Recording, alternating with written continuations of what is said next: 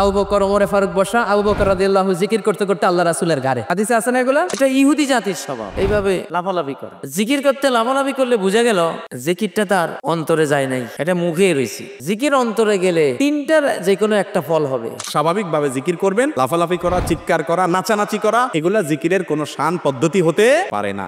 সাহাবী রাসূলের সামনে একটু খালি জোর করে বলেছেন সুবহানাল্লাহ, আলহামদুলিল্লাহ, আল্লাহু আকবার। তখন আল্লাহ রাসূল বলেছেন ইরবা আলা আনফুসাকুম, চুপে চুপে জিকির করো। অন্তরের কথা দিয়ে জিকির হয় না, জিকির অবশ্যই ঠোঁট নাড়তে হবে এবং জিকিরের মধ্যে অবশ্যই জিহ্বা নাড়তে হবে। অনেকে মনে করে জোরে জোরে চিল্লে জিকির না করি কল সাফ হয় না, তাহলে বোঝা গেল সাহাবীদের কল একটাও সাফ ছিল না। নবী সাল্লাল্লাহু আলাইহি ওয়াসাল্লামের তরিকায় জিকির না হলে সারা জীবন জিকির করবেন, আল্লাহ পাক জিকির কবুল করবেন না। আল্লাহ তাআলা বলেন জিকিরের সিস্টেম 4টা।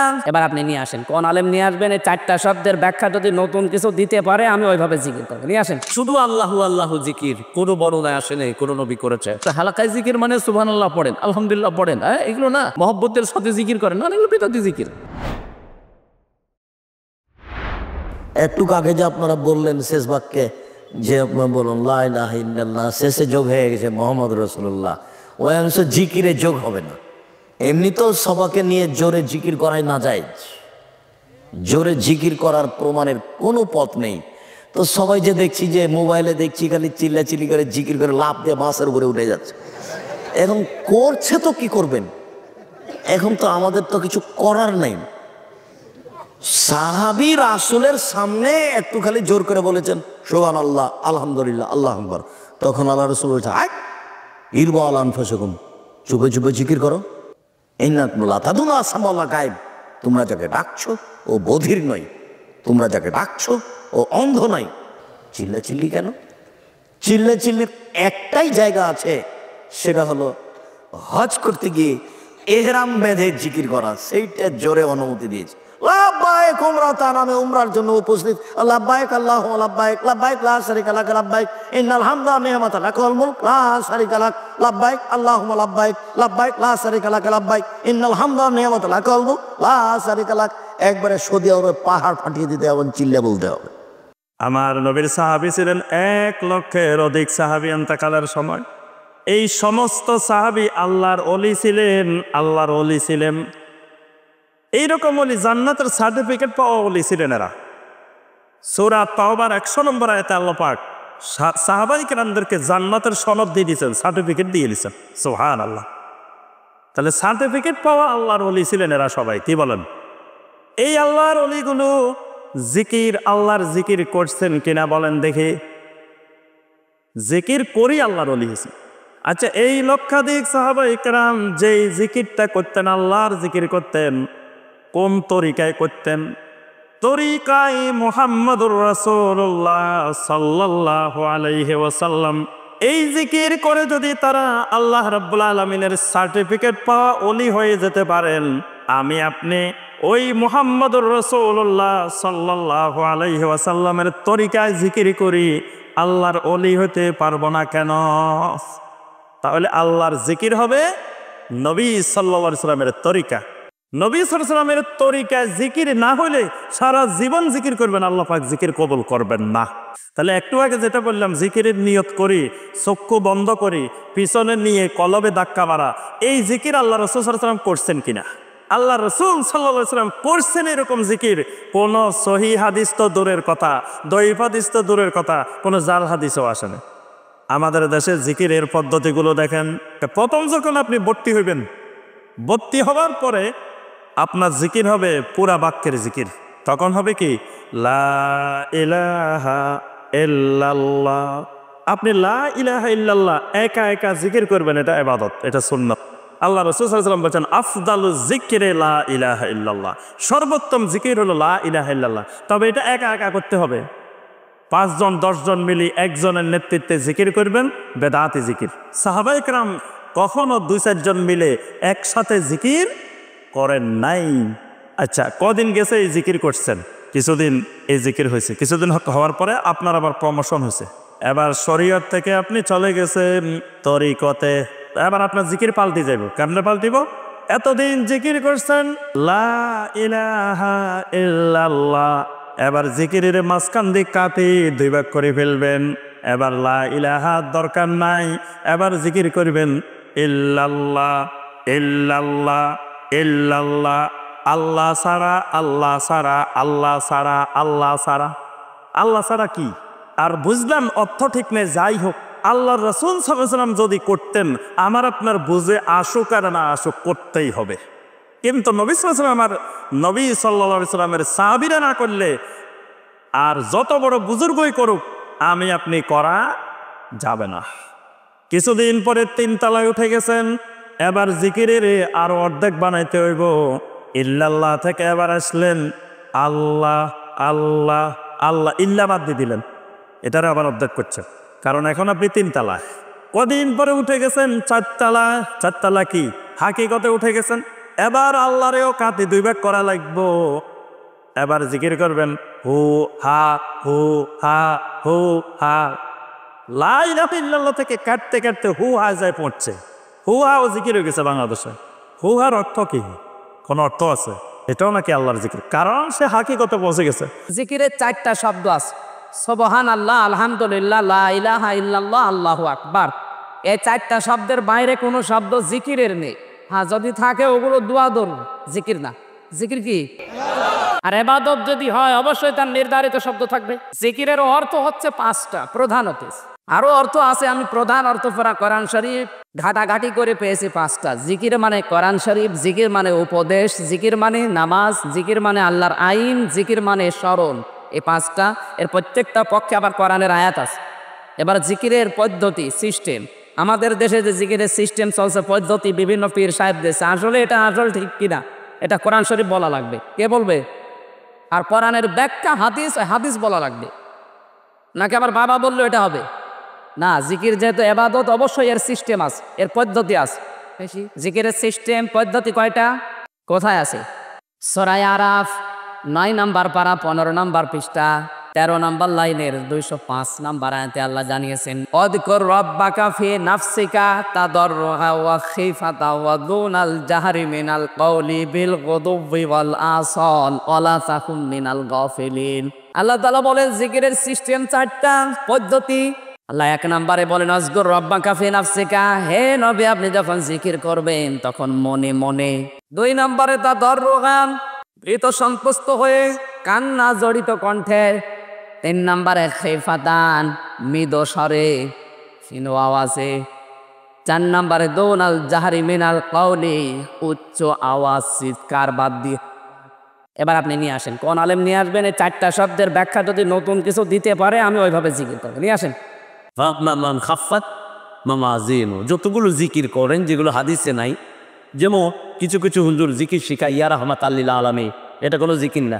জিকির হলো লা ইলাহা, জিকির হলো সুবহানাল্লাহ, আলহামদুলিল্লাহ, আল্লাহু আকবার, লা ইলাহা। আবার এটা আপনি টুকরো করতে পারবেন না, সম্পূর্ণ রাখবেন। শুধু আল্লাহু আল্লাহু জিকির কোনো বর্ণনায় আসে নাই, কোনো নবী করেছে।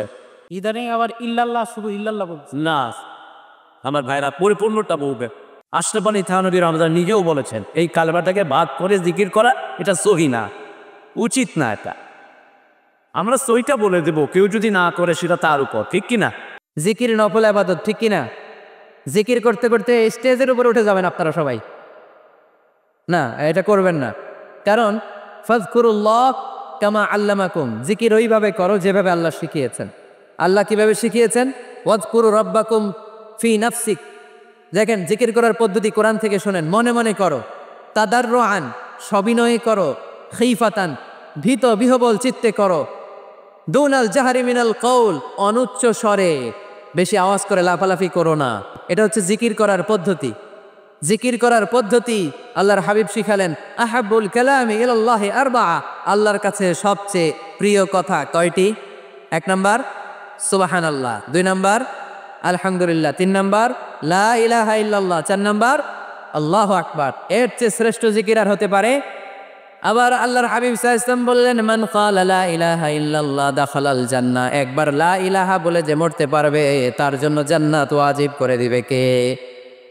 নীরবে নিঃশব্দে জিকির করবেন। হ্যাঁ এটা ঠিক, তালিমের জন্য একটু আওয়াজ করে প্রয়োজনে মাঝে মাঝে জিকির করা যায়, কিন্তু চিৎকার চেঁচামেচি করে লাফালাফি করে জিকির করা যাবে? জিকির করতে করতে প্যান্ডেলের বাঁশের মাথায় ওঠা যাবে? যিনি জিকির পরিচালনা করতেছেন ওনার ঘাড়ে ওঠা যাবে? যাবে? আল্লাহর হাবিব সাল্লাল্লাহু আলাইহি ওয়াসাল্লাম জিকির করতেছেন, আবু বকর ওমর ফারুক বসা, আবু বকর রাদিয়াল্লাহু জিকির করতে করতে আল্লাহ রাসূলের ঘাড়ে। হাদিসে আছে না এগুলা? গোটা বিশ্বের কোনো হাদিসের কিতাবে এই পন্থায় জিকির দেখানো যাবে? অজু ছাড়া সবসময় জিকির করা যাবে কিনা? জিকির এমন একটা ইবাদত যেটাকে বেশি পরিমাণে করতে বলা হয়েছে। আল্লাহ তাআলা কোরআনে কারিমে বলেছেন, ওয়াযাকিরিনাল্লাহা কাসীরান ওয়াযাকিরাত। আল্লাহর জিকির যারা বেশি পরিমাণে করে নারী পুরুষ তাদের প্রশংসা আল্লাহ করেছে। আল্লাহ তাআলা কোরআনে কারিমে নির্দেশ করেছেন, ফাযকুরুল্লাহা যিকরান কাসীরা। তোমরা আল্লাহকে বেশি পরিমাণে জিকির করো, বেশি পরিমাণে নামাজ পড়ো, বেশি পরিমাণে যাকাত দাও, বেশি পরিমাণে হজ করো, বেশি পরিমাণে অন্যান্য কাজ করো। এরকম কথা কোরআনে আল্লাহ বলেন নেই, কিন্তু এগুলোও বেশি পরিমাণে করা ভালো। কিন্তু আল্লাহ তাআলা আলাদা করে জিকিরের কথা না বলেছেন পরিমাণে বেশি করো। আমাদের নবী করিম সাল্লাল্লাহু আলাইহি ওয়াসাল্লামের জীবনকে যদি আপনি ফিল্টার করেন, সুবহানাল্লাহ, দেখবেন প্রতিটা কদমে জিকির। বাসায় ঢুকছেন বিসমিল্লাহ, এবং জামা খুলছেন দোয়া, জামা পড়ছেন দোয়া, খাবার খাচ্ছেন দোয়া, টয়লেটে যাচ্ছেন দোয়া, টয়লেট থেকে বের হচ্ছেন দোয়া, স্ত্রী সহবাসের সময় দোয়া, বাজারে যাচ্ছেন দোয়া, ঘুমাইতে যাচ্ছেন দোয়া, ঘুম ভেঙে গেছে রাত্রে দোয়া, ঘুম থেকে উঠছেন দোয়া, ওযুর শুরুতে দোয়া। দোয়া নাই এমন কোনো মুহূর্ত আপনি খুঁজে পাবেন না। ওই যে আল্লাহ বলছেন বেশি বেশি জিকির করতে, এই জিকিরের দোয়া সারা জীবন নবী সাল্লাল্লাহু আলাইহি ওয়াসাল্লামের ছিল। ভাইরা আমার, যেটা পরিমাণে সবচেয়ে বেশি করতে হয় ওইটা যাতে সব সময় আমরা করতে পারি, এই জন্য আল্লাহ তাআলা জিকিরটাকে এত সহজ করে দিয়েছেন যে বান্দা সবসময় যেন আমার স্মরণ করতে পারে। এই জন্য জিকিরের জন্য অজুর শর্ত না, বিনা অজুতে জিকির করা যায়। অজু সহ করতে পারলে অবশ্যই ভালো, কিন্তু অজু না থাকলেও আল্লাহর জিকির করা যাবে। এমনকি গোসল ফরজ হয়েছে, কোরআন তেলাওয়াত আপনি করবেন না, নিষেধ আছে হাদিসে, কিন্তু আল্লাহর জিকির এটা কিন্তু নিষেধ নেই। আপনি টয়লেটে মুখে জিকির করতে পারবেন না, মনে মনে জিকির করতে পারবেন। জিকির সর্বাবস্থা করা যায় এমন একটা ইবাদত। জিকির জিনিসটা হলো স্বাভাবিকভাবে করবেন, আল্লাহর স্মরণ, চিৎকার করে করার জিনিস না। আপনি প্রধানমন্ত্রীর সামনে যদি যাই তার প্রশংসা করেন, চিৎকার করে করে করবেন? এই জন্য আল্লাহ রাব্বুল আলামিন বলেছেন যে তুমি সালাত যখন পড়বে খুব জোরেও পড়বে না, খুব আস্তেও পড়বে না, মধ্যম পন্থা পড়বে। আর আমরা এমন কোনো ব্যক্তিকে ডাকি না যিনি বধির, যে চিল্লাইতে হবে, আস্তে বললে তিনি শুনেন না। অতএব চিৎকার করে ডাকাডাকি করা উচিত না। স্বাভাবিকভাবে জিকির করবেন। লাফালাফি করা, চিৎকার করা, নাচানাচি করা, এগুলা জিকিরের কোনো শান পদ্ধতি হতে পারে না। الذين إذا ذكر الله وجلت قلوبهم, যাদের সামনে আল্লাহর জিকির করলে তাদের অন্তরের মধ্যে আল্লাহর ভয় ঢুকে যায়। আল্লাহ যদি বলতেন যে আল্লাহ জিকির শুনলে, আল্লাহ জিকির হলে তারা লাভ দেয়, তাহলে আপনি লাভ দিতেন। আল্লাহ বলতেছে ইজা যুকিরাল্লাহু ওয়াজিলাত কুলুবুহুম, আল্লাহর জিকির হলে তাদের অন্তর আল্লাহর ভয়ে ভীত সন্ত্রস্ত হয়। আর কি ওয়াইজা তুলিয়াত আলাইহিম আয়াতুহু যাদাতুহুম ঈমানা, আল্লাহর কোরআনের আয়াত তেলাওয়াত হলে ঈমান বেড়ে যায়। 3 নম্বর একটা তাকশাইরু জুলুদুহুম, গা শিউরে ওঠে। আল্লাহ জিকির, আল্লাহর কোরআনের তেলাওয়াত হলে গা পশম খাড়ায় যায় ভয়ে। এই 3টার যে কোনো একটা হবে, হয় পশম খাড়াবে, অন্তরে ভয় ঢুকবে, আর কি ঈমান বেড়ে যাবে। কিন্তু লাফালাফির তো কোনো অপশন নেই, এটা ইহুদি জাতির স্বভাব, এইভাবে লাফালাফি করে। বেদাত করলে ইহুদির চরিত্র এসে ভর করবে, মুসলমানের চরিত্র এসে ভর করবে না, অন্তরে আল্লাহর ভয় আসবে না, গা শিউরে উঠবে না, ঈমান বেড়ে যাবে না, উল্টোটা হবে, লাফালাফি হবে, শয়তানি। রাসূলুল্লাহ সাল্লাল্লাহু আলাইহি ওয়াসাল্লাম সাহাবীরা কখনো চিল্লাচিল্লি করে জিকির করেনি, মৃদু শব্দে জোরে বলতে অথবা সুবহানাল্লাহ সুবহানাল্লাহ, দুটোই মাসুম। কথাই বুঝতে পেরেছেন? 2 নম্বর কথা, সবাই মিলে একসাথে ঐক্যতানে তারা জিকির কখনো করেনি, যার যার মতো বসে। জিকির তো নফল ইবাদত, নফল ইবাদতে যাওয়া নেই। আমরা নামাজের পরে তাসবিহ তাহলিল করি না, একসাথে ঐক্যতানে না, যার যার মতো। তৃতীয় হলো রাসূলুল্লাহ সাল্লাল্লাহু আলাইহি ওয়াসাল্লাম জোরে জিকির করতে, চিৎকার করতে নিষেধ করেছেন। তবে হ্যাঁ, আপনাদের মনে হয় আস্তে বললে আল্লাহ শুনতে পাবেন না, জোরে বললে বেশি শুনবেন, করতে পারেন। চতুর্থত, আল্লাহ কোরআন কারিমে বলেছেন আযকুর রাব্বাকা ফী নাফসিকা তাদাররুআ ওয়া খীফা ওয়া দুনাল জাহরি মিনাল কওল, তোমার রবকে জিকির করো, তোমার রবের জিকির করো মনের ভিতরে ভয়ে ভয়ে, ভক্তির সাথে, ভীত বিহ্বল হয়ে, মৃদু শব্দে। আপনি যখন মন্ত্রী, প্রধানমন্ত্রীর সামনে কথা বলেন, চিৎকার করে না, ভয়ে ভয়ে আদবের সাথে, আল্লাহর সাথে চিৎকার করবেন কেন? অনেকে মনে করে জোরে জোরে চিল্লে জিকির না করি কল সাফ হয় না। তাহলে বোঝা গেল সাহাবীদের কল একটাও সাফ ছিল না, আবু হানিফা রাহমাতুল্লাহ কল সাফ ছিল না। জিকির একটা ঔষধ, ডাক্তার প্রেসক্রিপশন লিখে দিল এই ঔষধ খাওয়ার আগে এই ঔষধ খাওয়ার পরে, আপনি যদি উল্টান ফল ঠিক হবে নাকি? আমাদের কালবের চিকিৎসক মুহাম্মদ সাল্লাল্লাহু আলাইহি ওয়াসাল্লাম তিনি জিকিরের প্রেসক্রিপশন দিয়েছেন। জিকিরও তার ক্ষেত্রে নিতে হবে, নিয়মও পদ্ধতিও নবীজি সাল্লাল্লাহু আলাইহি ওয়াসাল্লাম থেকে। পীর মাশায়েখের দায়িত্ব হলো নবীজির তরিকাটা সাধারণ মানুষদেরকে বুঝিয়ে পৌঁছে দেওয়া। কথা কি বুঝতে পেরেছেন? যে জিকির আজকার থেকে একদল গাফিল হয়ে রয়েছে, সহিহ আকীদার দাবিদার হইলেও আর একদল জিকির আজকার করে, সবগুলি বেদাতি জিকির আজকার। সুতরাং জিকির আজকার করতে হবে সর্বদা সুন্নতি তরিকায়, বেদাতি তরিকা যেন না আছে। আর জিকির আজকার করতে হবে সহিহ মুসলিমের হাদিস, নবী মুহাম্মদ রাসূলুল্লাহ সাল্লাল্লাহু আলাইহি ওয়াসাল্লাম সম্পর্কে মা আয়েশা রাদিয়াল্লাহু তাআলা বলছেন, কানা রাসূলুল্লাহ সাল্লাল্লাহু আলাইহি ওয়াসাল্লাম ইয়াযকুরুল্লাহ আলা কুল্লি আহিয়ানিহি। রাসূলুল্লাহ সাল্লাল্লাহু আলাইহি ওয়াসাল্লাম আল্লাহকে স্মরণ করতেন, আল্লাহর জিকির আজকার করতেন প্রত্যেক মুহূর্তে। ওলামারা বলেছেন সর্বদার মধ্যে তো পেশাব পায়খানায় যাওয়া আছে, নাপাক অবস্থা আছে, বাথরুমে থাকা আছে, তখনও। এই ক্ষেত্রে দুটি মত রয়েছে এই হাদিসের ব্যাখ্যা। একটি হচ্ছে যে নবী সাল্লাল্লাহু আলাইহি ওয়াসাল্লাম এমনকি নাপাক অবস্থাতেও, মানে নাপাক জায়গাতেও পেশাব পায়খানা গিয়ে বাইতুল খালাতে গিয়েও সেখানেও জিকরে নাফসি মনে মনে আল্লাহকে স্মরণ করতেন, জিকরে নাফসি করতেন।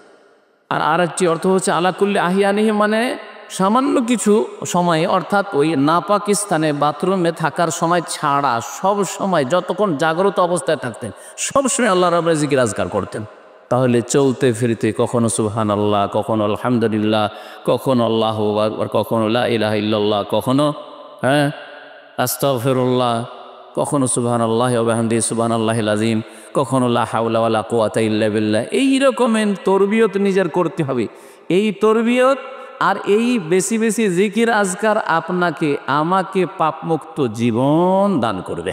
কোরআন সুন্নাহর মাহফিলকে মজলিসে জিকির বলা হয়, মজলিসে জিকির বলা হয়, বা হালাকায় জিকির। হালাকায় জিকির মানে সুবহানাল্লাহ পড়েন, আলহামদুলিল্লাহ পড়েন, এগুলো না মহব্বতের সাথে জিকির করেন, না, এগুলো বিদাতি জিকির।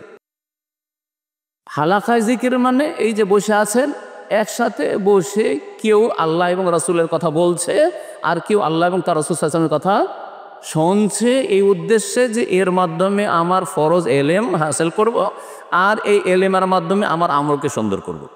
জিকির বা দোয়ার সময় জিহ্বা নড়তেই হবে এমন কোন হুকুম আছে? মনে মনে জিকির বা দোয়া পড়লে সওয়াব পাওয়া যাবে না? দেখুন, জিকিরের দুটি নিয়ম আছে। একটা হচ্ছে জিকির কালবি, অন্তরে আল্লাহর কথা স্মরণ হবে।